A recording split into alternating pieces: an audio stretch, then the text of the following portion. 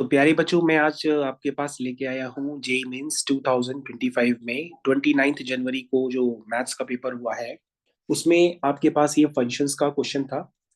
तो इस फंक्शन के क्वेश्चन को आज हम लोग इसको कंप्लीट करते हैं। और ये फंक्शन का क्वेश्चन जो है काफी सारे बच्चे नहीं करके आए थे, तो अब उनको अपना सॉल्यूशन जरूर चेक करना होगा और वेरीफाई करना होगा कि आखिर उनसे गलती कहाँ पर हुई थी और कहाँ पे उनका टाइम ज्यादा लग गया। तो सबसे पहले बच्चों यहाँ पर लिखा हुआ है कि limit x tending toward zero plus. और बच्चों अगर आप ब्रैकेट के अंदर ध्यान देंगे तो ब्रैकेट में लिखा है एक्स इंटू 1/x का ग्रेटेस्ट इंटीजर फंक्शन। फिर लिखा है एक्स इंटू 2/x का ग्रेटेस्ट इंटीजर फंक्शन। फिर इस तरह से एक्स इंटू p/x का ग्रेटेस्ट इंटीजर फंक्शन। इस तरह से बच्चों लिखा हुआ है। उसके बाद बच्चों यहां पर अगर आप ध्यान देंगे तो -x² के साथ है 1² अपॉन x²। ये बात सबको समझ में आ रही है। फिर -x² के साथ है 2² अपॉन x²। ऐसे करते करते बच्चों -x² के साथ है, सबसे लास्ट में देखिए क्या आएगा ब्रैकेट में, 9² अपॉन x²। ये आएगा बच्चों सबसे लास्ट वाले ब्रैकेट में। और ये बच्चों जितनी भी क्वांटिटी है ना, यानी यहां से लेकर के यहां तक, ये पूरी क्वांटिटी क्या है, ग्रेटर और इक्वल टू 1। तो बच्चों इस क्वेश्चन को जरा कंप्लीट पढ़िएगा। ये पूरी क्वांटिटी ग्रेटर और इक्वल टू 1 है। लेकिन सबसे पहला हमारा काम ये है कि भैया हम इस पार्ट को सिंप्लीफाई करें जो भी मैंने आपको लिख के दिया है।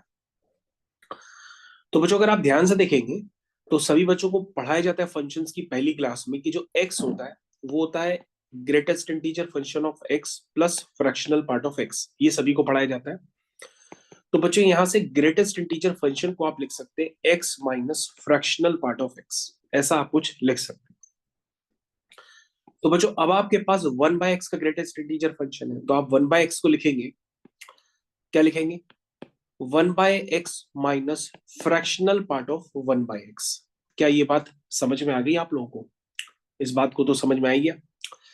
उसके बाद बच्चों हम लिखेंगे plus x times 2/x minus fractional part of 2/x।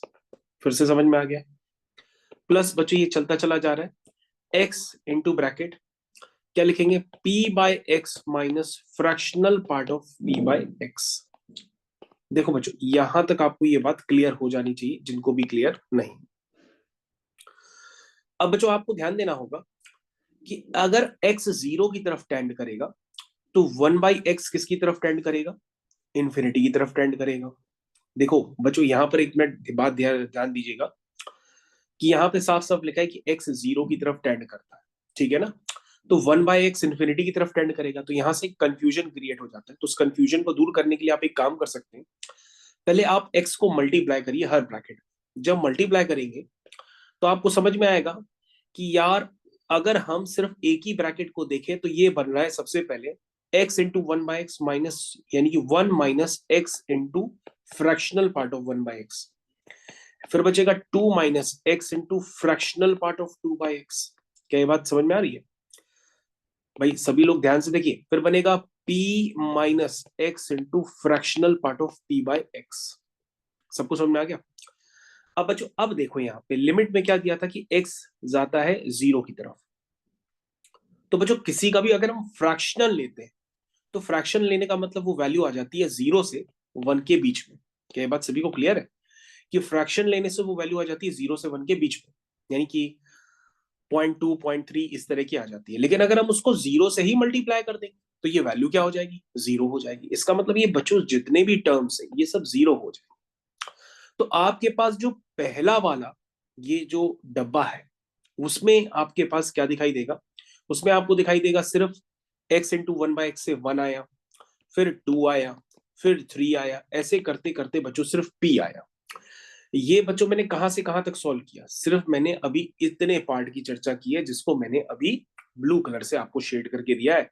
और ये वैल्यू आ जाएगी 1/2 p इंटू p प्लस 1। बोलिए भाई यहां तक सबको समझ में आया? आ गया तो भाई थम्स अप का बटन आप लगा दीजिए।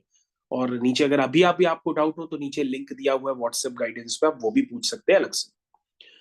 हाँ भाई अब नीचे देखिए क्या लिखा है, फिर उसके बाद वाला बच्चों अगर आप ध्यान से देखेंगे तो आपके पास एक्स स्क्वायर इंटू 1/x² जैसे टर्म दिए हैं, फिर x square into 2² by x² जैसे टर्म्स दिए दिए है ना। तो बच्चों मैंने इसको सॉल्व करने का तरीका क्या बताया था, सबसे पहले आप एक ही ब्रैकेट को अगर समझ लोगे तो आपको समझ में आएगा कि 1/x का 1/x² को हम क्या लिख सकते हैं, 1/x² को हम लिख सकते हैं 1/x² minus fractional part of 1/x²। क्या ये बात समझ में आई? और ये बात बच्चों इसी तरह से चलती भी रहेगी हर ब्रैकेट के साथ। तो बच्चों अगर हम इसको मल्टीप्लाई करेंगे तो ये बन जाएगा 1 - x² into fractional part of 1/x²। बोलो भाई ये बात सबको समझ में आ गई?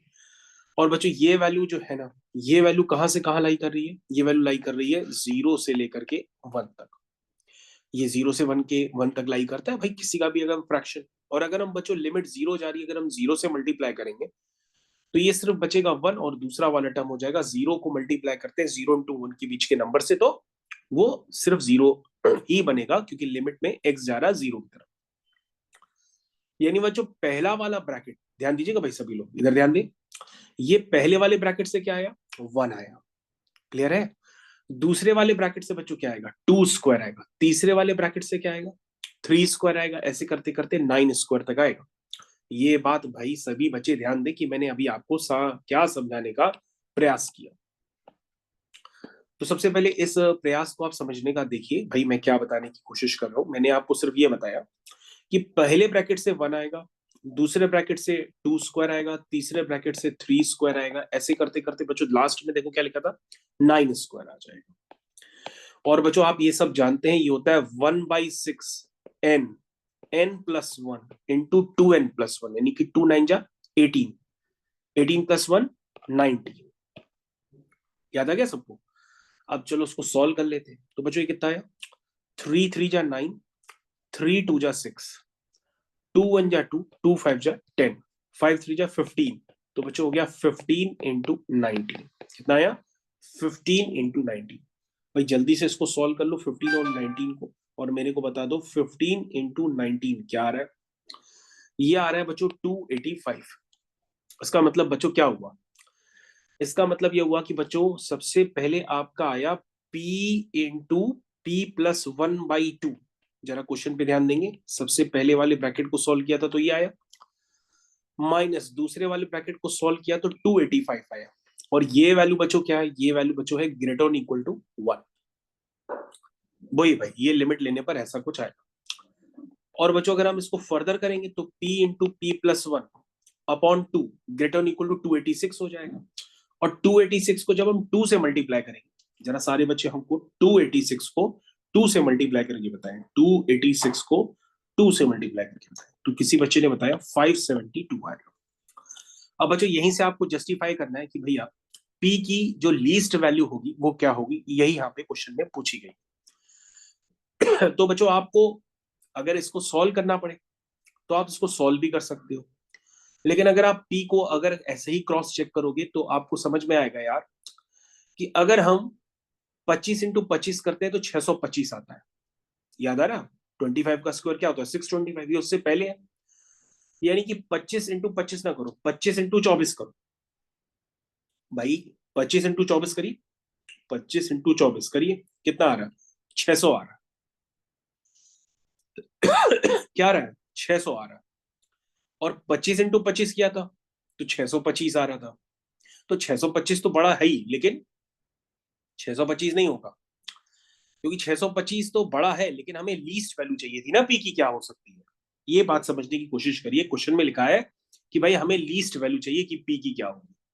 अच्छा आप एक काम करो, आप 24 इंटू 23 करके देख लो, आप 24 इंटू 23 करके देख लो, 24 इंटू 23 तो 552 आ रहा। तो इस इन इक्वेशन को जो नियरेस्ट पी होगा वो कौन सा सेटिस्फाई करेगा वो आपको सोच के बताना है।